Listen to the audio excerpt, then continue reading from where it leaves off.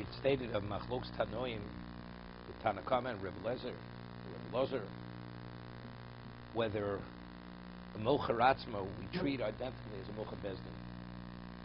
If a person is sold by the court, the Torah says maximally 6 years. Maximally, minimally 6 years. If he's sold by the court, he's given a canonic wife. If he's sold by the court, he receives the martzeya, all through the year. If he's sold by the court, after he finishes his years of servitude, he receives the financial package when he leaves the domain of the master, which we call Hanoka. However, so the question is, what about a Mocher Atzmo? The person sells himself. Tanakama says no. The person sells himself, can sell himself for as long as he wants to. He cannot be given the canonic wife, and does not receive the financial package, does not receive the martzeya. So Mar says, seemingly, what's that machlokas? Seemingly, the machlokas is whether you hold the Gezerah Shava Socher Socher, or you don't hold the Gezerah Shava Socher Socher. It's a Socher by Mocher Atzmo, it's a Socher by Machru Bezdin. So just as Machru Bezdin, all these laws apply, so Mocher Atzmo, we treat it identically the same. But the Tanakam says we don't equate the two of them. They're not equal. So evidently, Tanakam must reject it. Smor says no. We have continuous, by each case we have a miyut. We have an exclusion. We have an exclusion. That's where we just went through yesterday, because we finished off.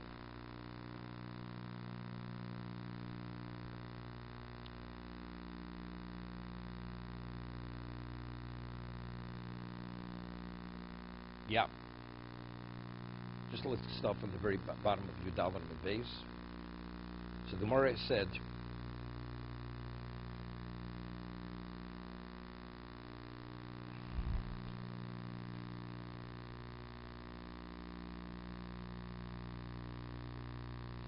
Bida Chahul Artzos Odon Huda Oso.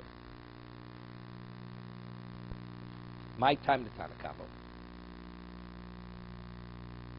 Why does Tanakama say that only the person who's sold by the court receives the all through the year, not the one who sells himself?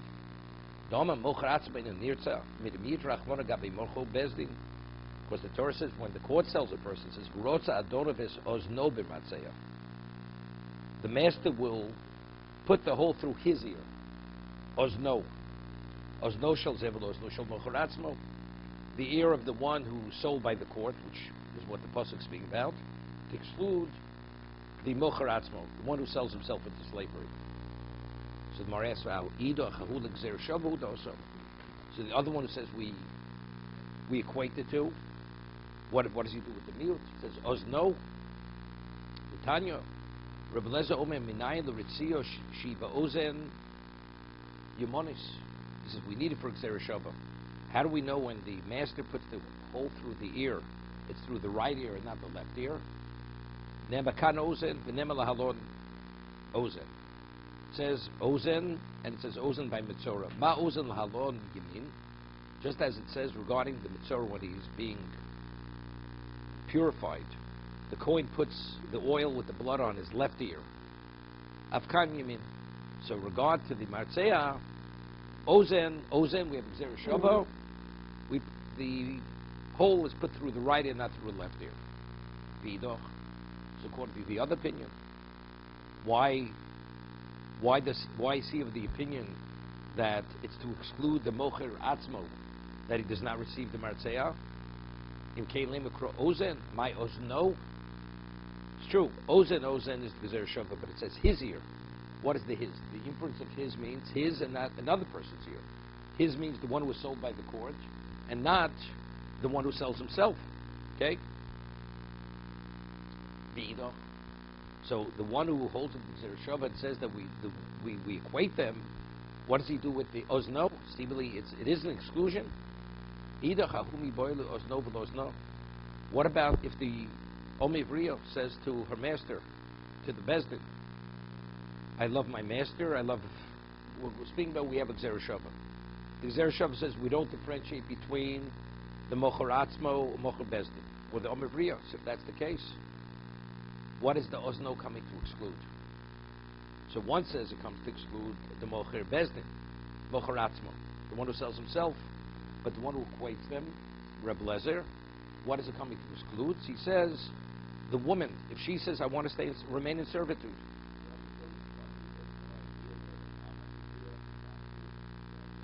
How do you know? We don't know. We don't know. There's the basis for it. There's the basis. Of course, ozno is masculine. Ozno v'lo ozno. That a woman does not receive the all through the ear. Bido. So the other opinion says, how do we know that the woman does not receive the all through the ear? You can say simply, right? Because if we only find it by Machru Bezdin, there's no such thing as a woman being sold into slavery, right? The father, he's the one who sells her. So evidently, what are we saying? Because she's being sold. So it's similar. This is not through her own initiative. She's being sold. It's against her will. It says imyoma eved. So what is the connotation? Eved means the male slave.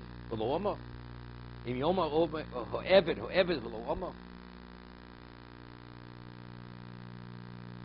It's interesting. I mean, we're going to see in a moment what happens if the Eved Ivri allows the period to expire. He lets the 6 year expire, then he says, he wakes up all of a sudden, he says, you know something, the economy's not great, it's better to remain. Once it expires, he's out. Once he's out the door, he can't come back. Cannot come back.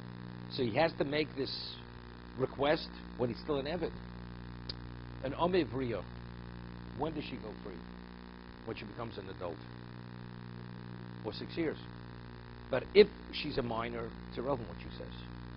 I mean, she's not a Bazdas. Right? It's the father. The father sold her. Now the master is her master. The level of mastership is 6 years. 6 years come, she goes out free, even though she's 11 years old. If she becomes an adult, so what happens the moment she becomes an adult? She's out. So we're saying we need an exclusion that only the Eved could say, or Hafti, I want to remain, but the woman cannot say. So I'm asking, when is she saying this? As a minor, what she says means nothing. Because she's incompetent. She's a minor. And if she's an adult, so she's already, the servitude has ended. So what exactly is, what do I need an exclusion to say that the woman cannot say it? It's understood she cannot say it.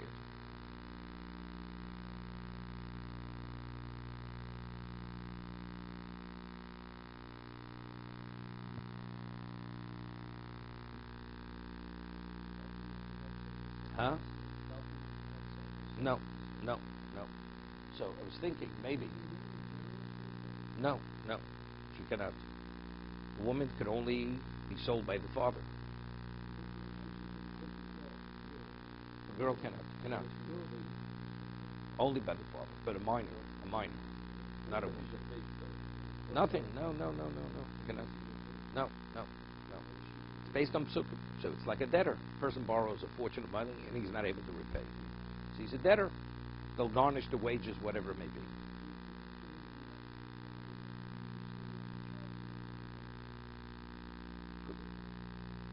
Well, the main emphasis is that he should marry her. That's what we call yiyud. The master should marry her. But the father is selling her because he's fallen, as the Gemara says later in the kiddushin, he fell on hard times. This is the man who actually engaged in shvius. Rather, he's not permitted to engage in commercial activity with shvius, and he does. So it says, the Torah says, you think you're going to make profit. Not only you're not going to profit, you're going to become destitute. To what point you become destitute? That you're even going to have to sell your daughter into slavery. So he's selling the daughter initially for financial reasons. That's why he's selling his daughter. Of course, he hopes, the objective is that he should marry her, because he can't afford to maintain his daughter. So there's a double intention over here. So I was thinking, what's the halacha? A girl's 11 years old and she makes a neder. And she understands the nature of what a neder is. Does neder have any value?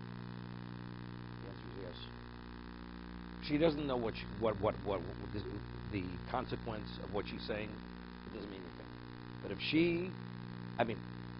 a child less than 13 or less than 12, they could be very intelligent. But halachic intelligence, to have any halachic significance, they don't have. Doesn't have an halachic consequence. By Nedarim, it has. Only at the age of 13, a non-Jew. When is a non-Jew considered an adult? At an age when the person understands the difference between right and wrong. Gemara says Ksubis is between the age of 8 and 9 years old. The person is 8, 9 years old. He has a sufficient understanding of right and wrong. He's classified as an adult. There's halacha Mishum Sinai that by a Jew, for a male it's 13, for a girl it's the age of 12.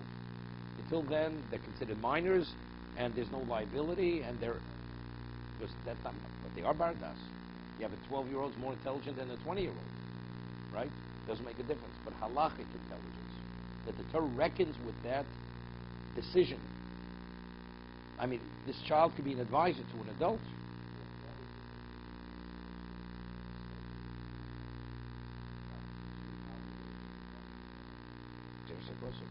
It's something else.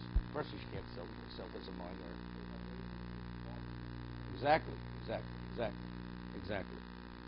Some saying said even though. So the question was, if the time expires, she can't. What she says means nothing.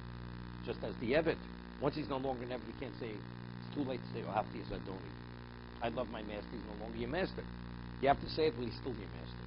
So I'm saying, well, though she's still a minor, but nevertheless, if we evaluate her intelligence and she understands what she's saying, maybe there's reason to say that her request should be considered, and she should remain there, as David Ivri should remain there. Why not? But I'm showing you there are areas, other areas. It's not a kinyan. It's not a kinyan.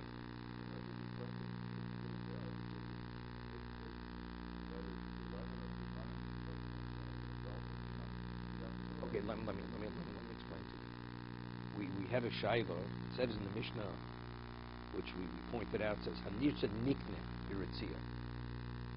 Nikne Biritzia. He's acquired through Ritzia. If not for the language of the Mishnah, I would say, what is it there for Ivri who says, I love my master? It's a new act of acquisition. He remains. When 6 years comes, that terminates. A woman's married, and the husband terminates the marriage. A get is a termination. If he doesn't give the get, the marriage is forever. It's forever in marriage. The get terminates it. The 6 years have to come to terminate it. That terminates the servitude. What happens if somehow you remove that barrier? By putting the all in the ear. What's the halacha? It was never terminated. But why does he remain a slave? Because of the original sale. It's not a new act of acquisition. It's a continuation. Right? It's a continuation. So if that is the case, the minor, when she says, I want to remain, it's not a new act of acquisition. If it's a new act of acquisition, you say, there you have to be a bardas. You have to have halakhic intelligence. If she would enter into a kinyan to transfer something she owns, it's not valid. So here she's transferring. It's not a transfer. It's removal of the barrier, of determination. Something's about to, I'll give you an example, which is the equivalent case. What's the halacha? You set a Shabbos clock on Shabbos. The time to go up at 8 o'clock.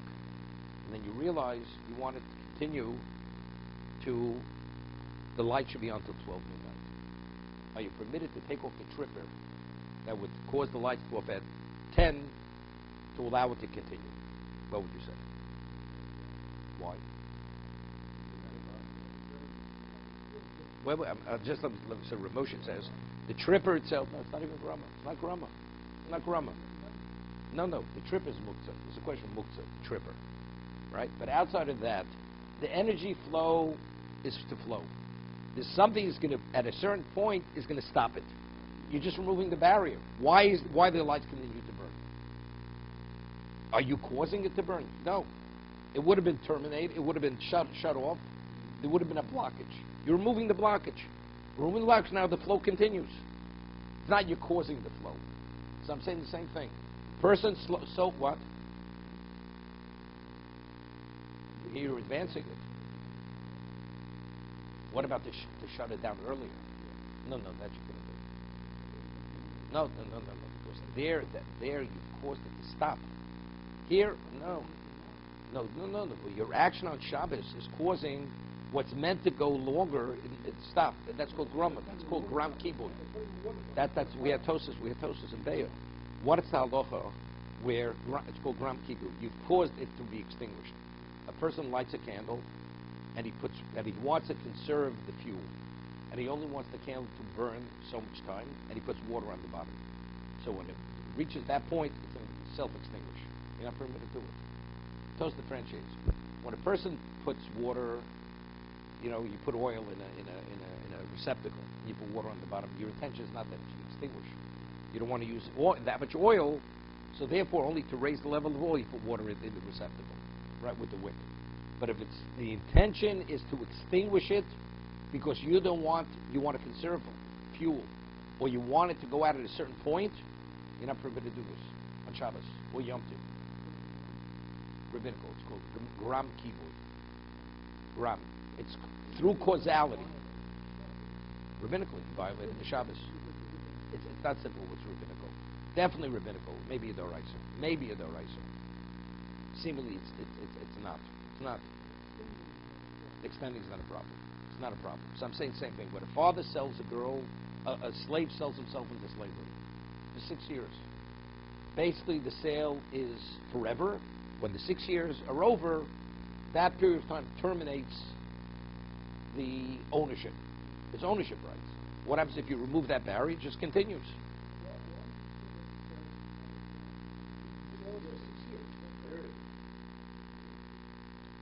You're right. I mean, you see, it's not, because what is the kinyan? If not for the Mishnah, I would say it says Hanirsa nikneh biritzio. He's acquired. So we have a new act of acquisition. No, not the event. It's what the event brings about. What is the acquisition? It's like a new acquisition of the slave.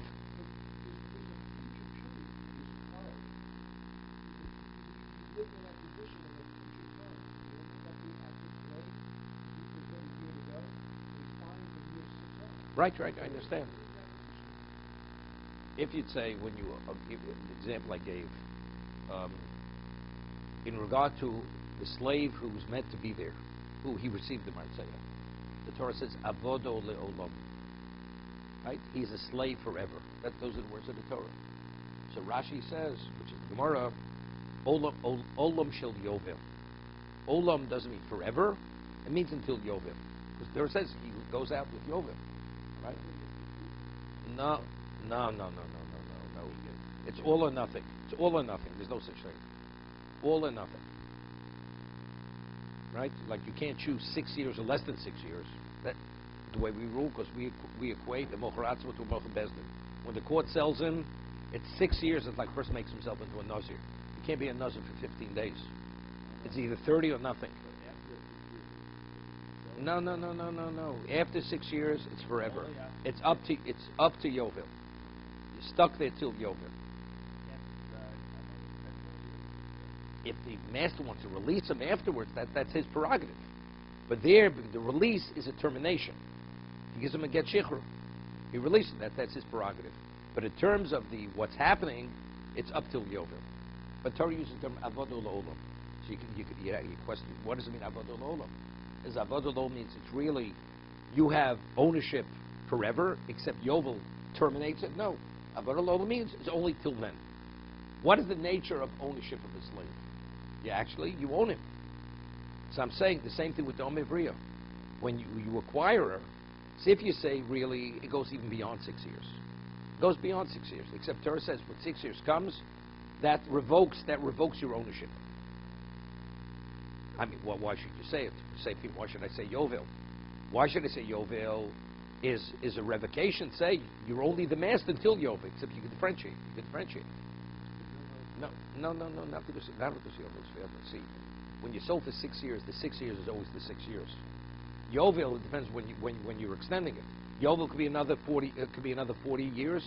Or it could be another 2 years. So because it's not determined, what is the nature of Ritziyah? It's forever. Whatever Yovel should happen, that revokes your ownership. That's why there I would consider you could differentiate. When you sell a person initially with the sale, every sale is 6 years. It's 6 years. So if it's 6 years, I'll say no. It's beyond 6 years. It revokes it. It's totally illogical to say such a thing. So I'm saying, so when a father sells his daughter as an omivrio, now, what is the father doing? As I said, you cannot sell more than your own right. 5 certain rights. You have limited rights, and you sell those rights. The person who purchased your rights, what's the nature of his rights? Can't be more than the one who sold it to you. It's limited rights. So if a daughter is only under the jurisdiction of the father, as long as she's a minor, not as an adult. So what is the degree of ownership that the master has, who purchased her? Nothing more than the father. So therefore, when he sells her, when the father sells, what is he selling him? The rights over his daughter as a minor, as he had those rights. The moment she becomes an adult, he never had the right to sell her after she becomes an adult. Correct? Wait, but you could yes, that the Torah says. No, because again, that we explained. No, because if not for the provision of a father marrying a daughter, the father could also marry the daughter. Total ownership means that's including marriage. Except the father's not able to because it's considered incest. But if not for that, that's part of the ownership. She's totally his. Okay? As long as she's a minor.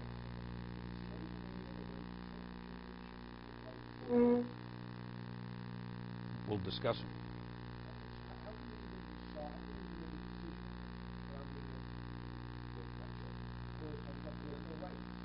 No, because the rights, what he's speaking about now is something which has relevance to after the servitude ends. No, what happens today, you have no say.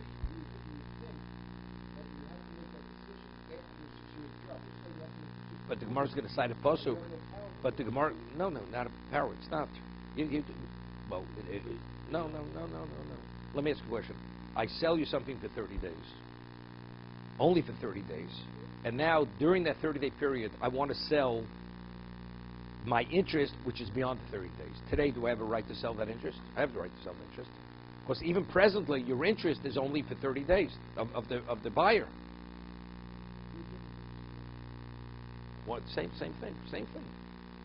Your mastership rights is only a 6-year period, which pertains to after 6 years.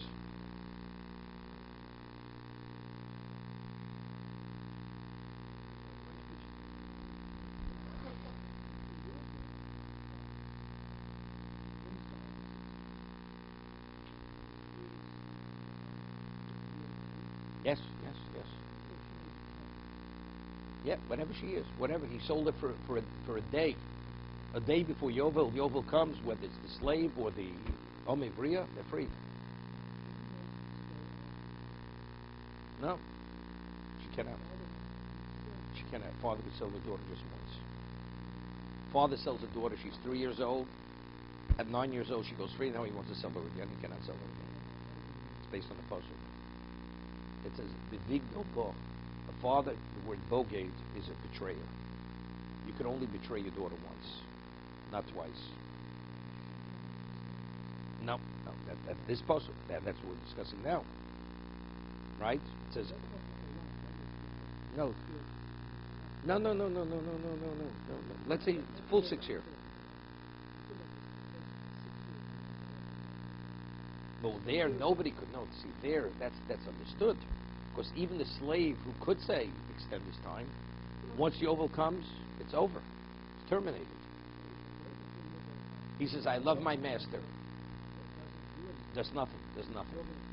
Frees him. Goes out free, regardless of what he says. Correct.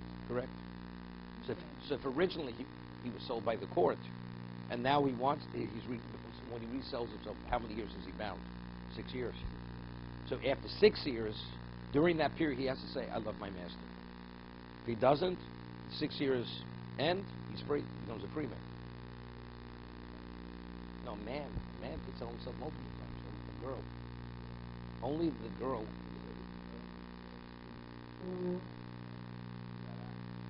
No, to remain. No. To remain until Yovel. But if you want to resell him, no.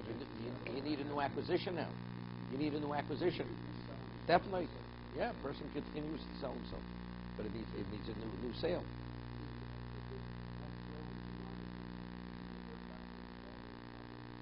If she's still a minor.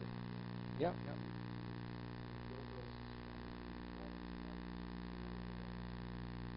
Did he sell it once? Did he sell it once? I told him he sold it once. You don't need Yovim. How did he marry her off then? The marriage, yes. Marriage is not slavery.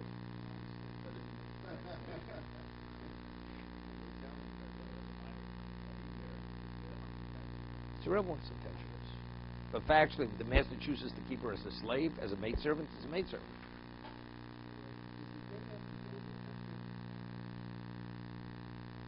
No. Okay. But a person's a person. Yeah, you're still a person. Correct. What about your property? You sell property. No. So everything goes back to its source, to its origin. You regain your freedom. It's okay. Now we have to start over again.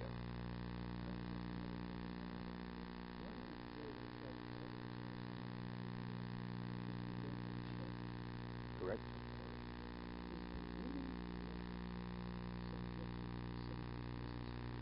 Yes.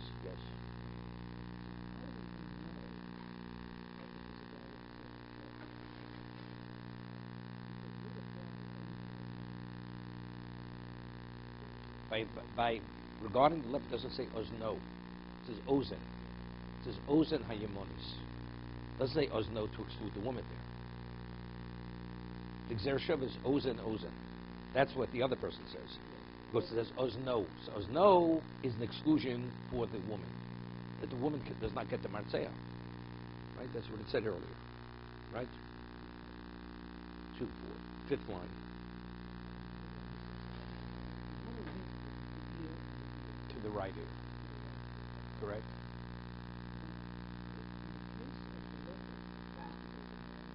Why?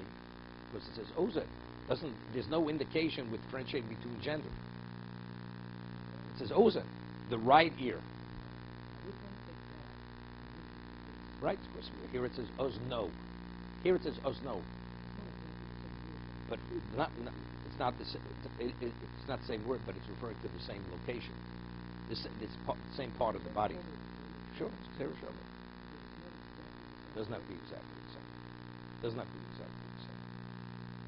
That we have in Makos, if you remember. There's even a question, even the words that not totally different words. Here it's just in the gender. Right. So the Gemara says, okay, if you have two words are identical, and you have another word which is not identical, all go to the same root, the preference is to identify it with the same word, which is identical. But if there's nothing else identical, then as long as it's the same word, it's the same root, that's sufficient to make it Xerishav.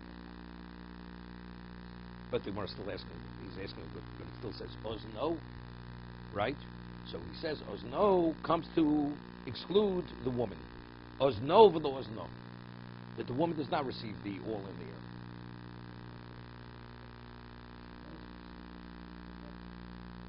Because the later Torah doesn't differentiate in gender. It says ozen hayemonis. The right ear.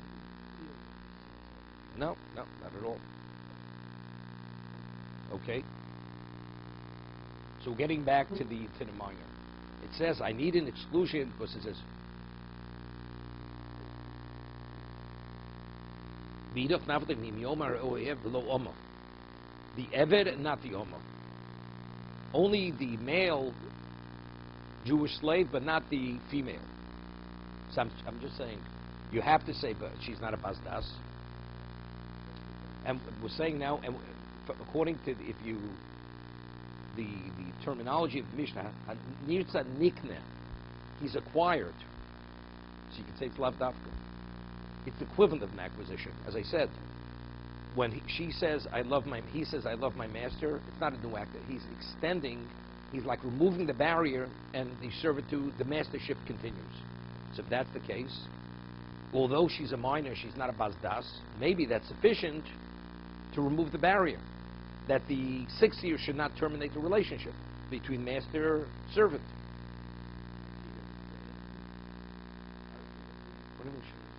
What do you mean? She's a maidservant.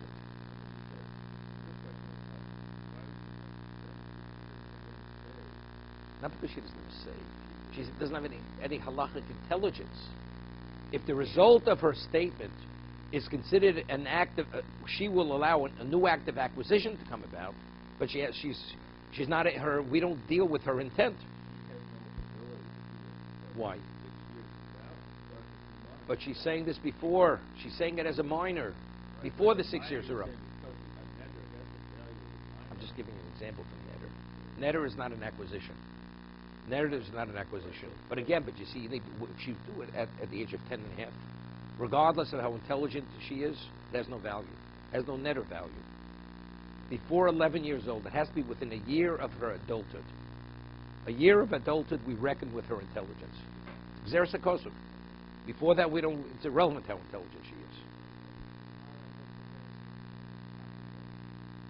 By what? Regarding what? Nara, she's a full adult. She's an adult. That's only regard to the relation with the father, Nara. But in terms of a bas mitzvah, she's fully obligated. She's a person of full obligation. Nara. No, she's not a Nara if she has no submona. Adulthood is years. Puberty without years is nothing. Years without puberty is nothing. You need them in conjunction with one another. She has to be 12 and have puberty. Okay? No. She's a minor.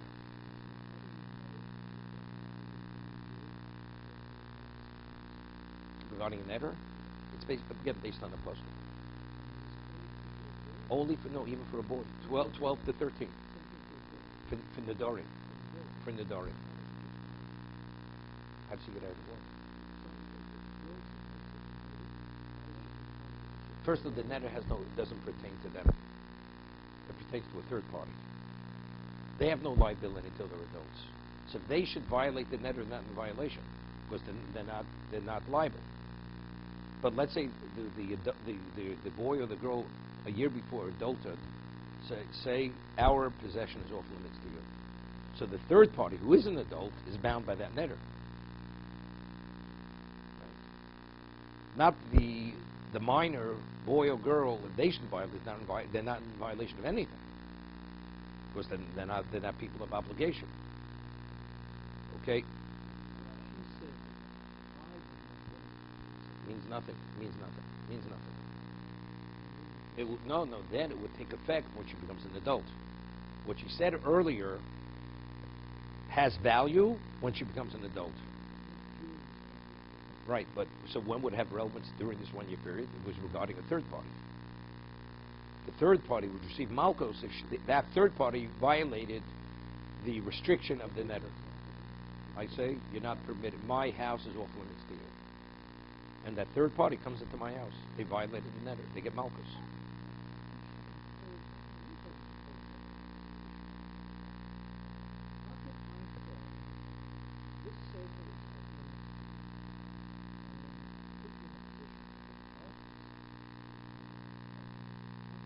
Because it assumes a forbidden status.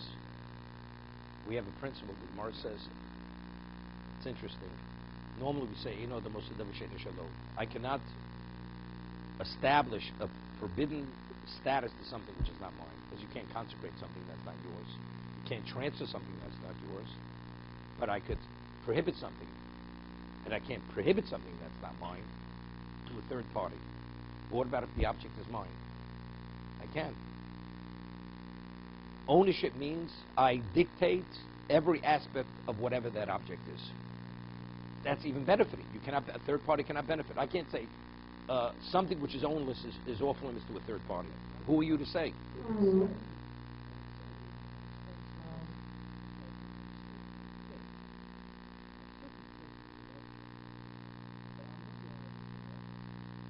What, if you steal a minor's object? That's only because it's lava litet laseh. That's only because there's a correction on that lav, because it says veishav agzel shegoza. Right, that's the reason why. Otherwise, you would be subject to malchus. right? Because the Yaseh, the positive commandment, is able to correct the negative commandment. Not netter is a bona fide negative commandment. That's the reason. So if whoever should benefit, they're liable for malchus. Okay. Amazing. Well, so the person would have to do tshuva. Right? It's a Torah violation. Okay. So how do we know that the girl, the maidservant, she cannot extend her servitude? So according to one opinion, ozno v'lo ozno. So the other one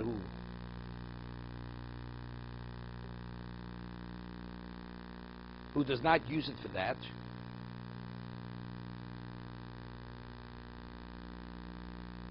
ozno comes to exclude mocharatzmo. How does he know the maidservant not? Right? The yomar ho'eved v'lo omo.